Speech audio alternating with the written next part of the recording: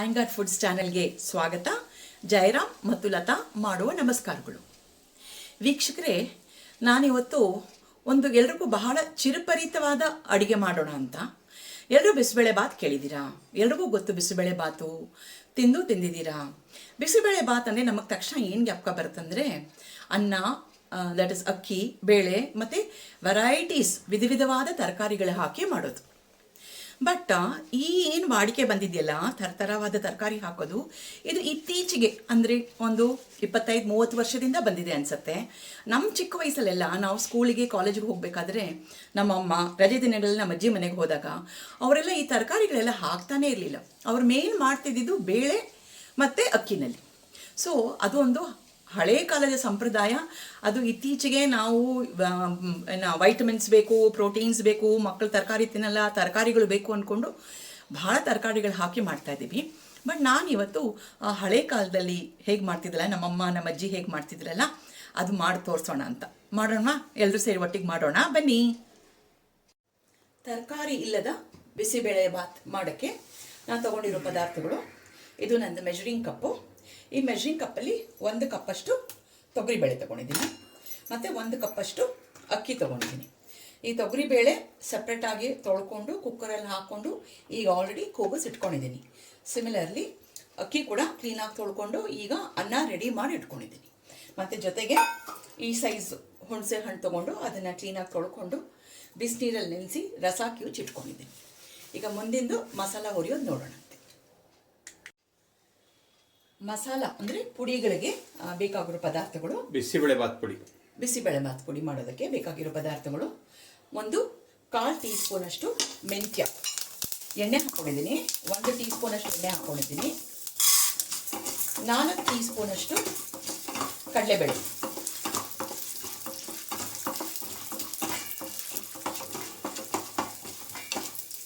2 tea ಸ್ಪೂನಷ್ಟು ಉದ್ದಿನಬೇಳೆ. ಇದರದ್ದು ಹುರಿದಿರೋ ಘಮ ಬರಬೇಕು. ಮತ್ತು 2 ಇಂಚಷ್ಟು ಚಕ್ಕೆ,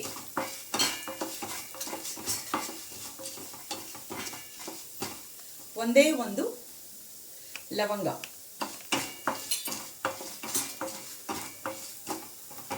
1 ಏಲಕ್ಕಿ.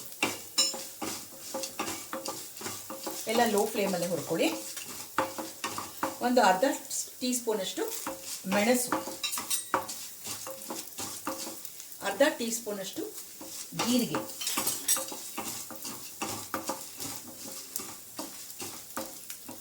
1 ಟೀ ಸ್ಪೂನಷ್ಟು ಅರಿಶಿಣ,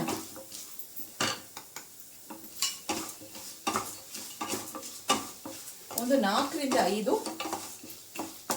ಕರಿಬೇವು ಹೆಸರು,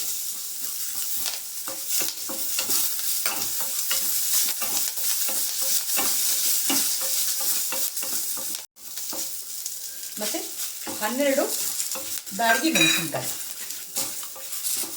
ಇದು ಮುಖ್ಯವಾದದ್ದು. ಏನು ಗಮನಿಸಬೇಕು ನೀವು ಅಂದರೆ, ಯಾವ ಪದಾರ್ಥ ಆದಮೇಲೆ ಯಾವ್ದು ಹಾಕಬೇಕು ಅಂತ ಮಾಡ್ಕೊಳ್ಳಿ, ಇದೇ ಕ್ರಮದಲ್ಲಿ ಮಾಡ್ಕೊಳ್ಳಿ.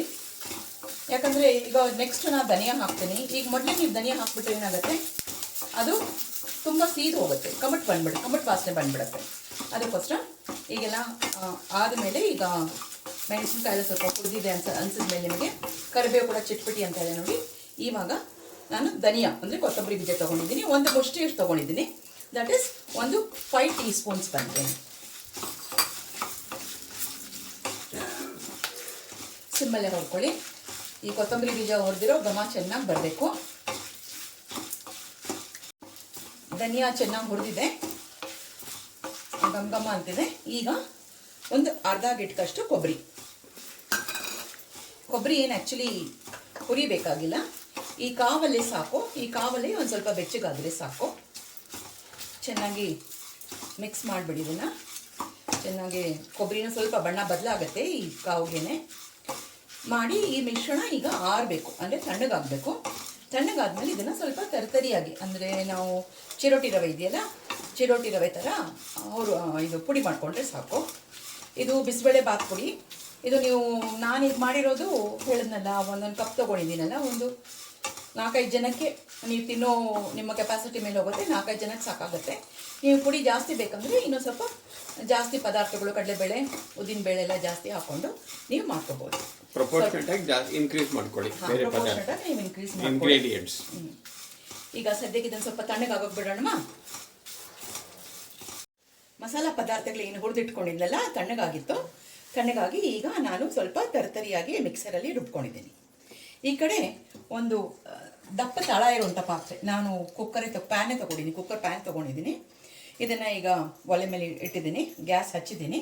ಈಗ ಇದಕ್ಕೆ ಫಸ್ಟು ನಾನು ಹುಣಸೆ ಹಣ್ಣು ರಸ ತೊಗೊಂಡಿದ್ದೆ ಅಂತ ಹೇಳಿದ್ನಲ್ಲ, ಗಟ್ಟಿ ಹುಣಸೆ ಹಣ್ಣಿನ ರಸ, ಆ ರಸ ಇದಕ್ಕೆ ಹಾಕೊಂಡಿರ್ತೀನಿ. ಫ್ಲೇಮ್ ಸ್ವಲ್ಪ ಹೈಯಲ್ಲಿ ಮಾಡಿಕೊಂಡು ಈ ಹುಣಸೆ ಹಣ್ಣು ಕುದಿಬೇಕು. ಕುದ್ಮೇಲೆ ಇದಕ್ಕೆ ಬೆಲ್ಲ, ಉಪ್ಪು ಮತ್ತು ಮಸಾಲ ಪದಾರ್ಥಗಳು ಮತ್ತು ಬೇಯಿಸ್ಕೊಂಡಿರುವಂಥ ಬೇಳೆ ಮತ್ತು ಅನ್ನನ ಹಾಕ್ತೇನೆ. ಹುಣಸೆ ಹಣ್ಣಿನ ರಸ ಚೆನ್ನಾಗಿ ಕುದೀತಾ ಇದೆ. ಇವಾಗ ನಾನು ಸ್ವಲ್ಪ ಬೆಲ್ಲ ಹಾಕೋತಿದ್ದೀನಿ. ಆ ಬೆಲ್ಲ ಕೂಡ ನಿಮಗೆ ರುಚಿಗೆ ತಕ್ಕಂಗೆ, ಸ್ವೀಟ್ ಜಾಸ್ತಿ ಬೇಕಾದರೂ ಸ್ವಲ್ಪ ಜಾಸ್ತಿ ಹಾಕೋಬೋದು. ನಾನು ಮೀಡಿಯಮ್ ಆಗಿ ಹಾಕಿದ್ದೀನಿ. ಈ ಬೆಲ್ಲ ಒಂದು ಸ್ವಲ್ಪ ಕರಗಬೇಕು, ಅಷ್ಟವರೆಗೂ ಕುದೀಲಿ.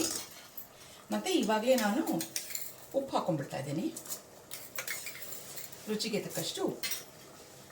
ಉಪ್ಪು ಕಡಿಮೆ ಆದರೂ ಪರವಾಗಿಲ್ಲ, ಮತ್ತೆ ಸೇರಿಸ್ಕೋಬೋದು, ಜಾಸ್ತಿ ಒಟ್ಟಿಗೆ ಹಾಕೊಂಡ್ಬಿಡ್ಬೇಡಿ.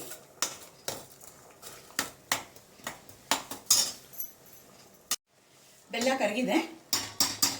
ಇವಾಗ ನಾ ಬೇಳೆ ಏನು ಬೇಯಿಸಿಟ್ಕೊಂಡಿದ್ದೆ ಅಂತ ಹೇಳಿದ್ನಲ್ಲ, 1 ಕಪ್ಪಷ್ಟು ಅದನ್ನು ಇದಕ್ಕೆ ಸೇರಿಸ್ಕೊಂಡ್ಬಿಡ್ತಾ ಇದ್ದೀನಿ.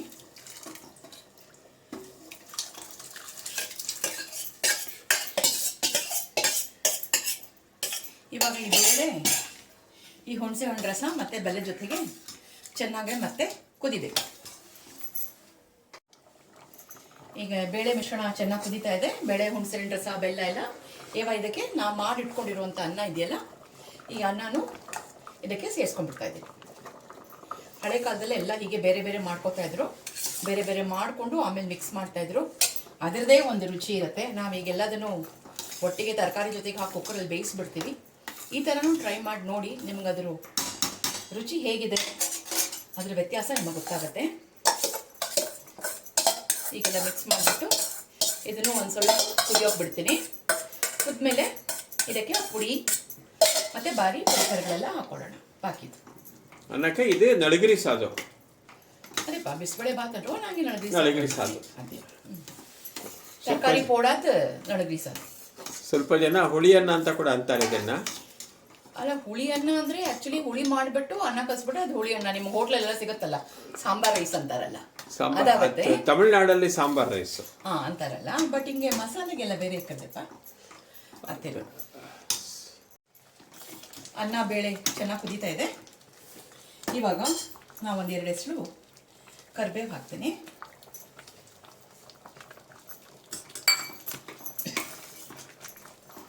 ಹಾಕ್ಬಿಟ್ಟು ಈ ಪುಡಿ ಏನು ಮಾಡಿಟ್ಕೊಂಡಿದ್ನಲ್ಲ, ಈ ಪುಡಿನ ಇವಾಗ ಮಿಕ್ಸ್ ಮಾಡ್ಕೊತೀನಿ. ಬಿಸಿಬೇಳೆ ಬಾತ್ ಪುಡಿ ಏನು ಮಾಡಿಟ್ಕೊಂಡಿದ್ನಲ್ಲ, ಅದನ್ನು ಇವಾಗ ಕ್ಲೀನಾಗಿ ಫುಲ್ಲು ಮಿಕ್ಸ್ ಮಾಡ್ಕೊಳ್ಬೇಕಾಗಿ. ಎಷ್ಟು ಟೀ ಸ್ಪೂನ್ ಇರ್ಬೋದು ಇದು? ಇದೊಂದು 10-12 ಟೀ ಸ್ಪೂನ್ ಇರ್ಬೋದು. ತರ್ತರಿಯಾಗಿ ಬೇರೆ ಮಾಡ್ಕೊಂಡಿದ್ದೀವಲ್ಲ.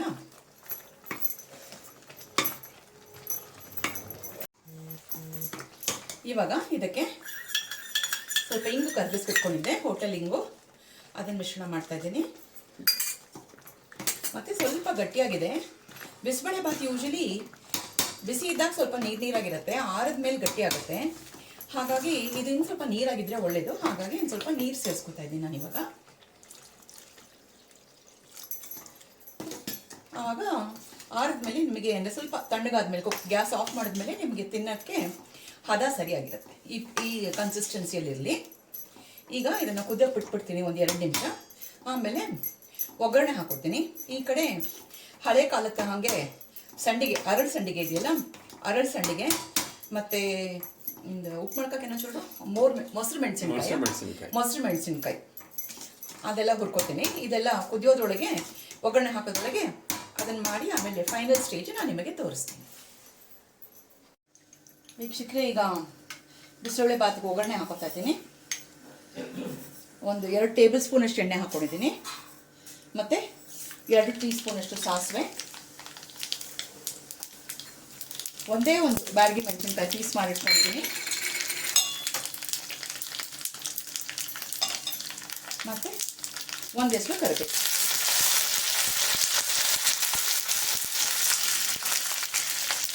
ಇದನ್ನು ಬಿಸಿಬೇಳೆ ಭಾತ್ ಎಲ್ಲ ಆಗಿದೆ, ಕುದ್ದಿದೆ. ಇವಾಗ ಅದಕ್ಕೆ ಒಗ್ಗರಣೆ ಹಾಕ್ಬೇಕು.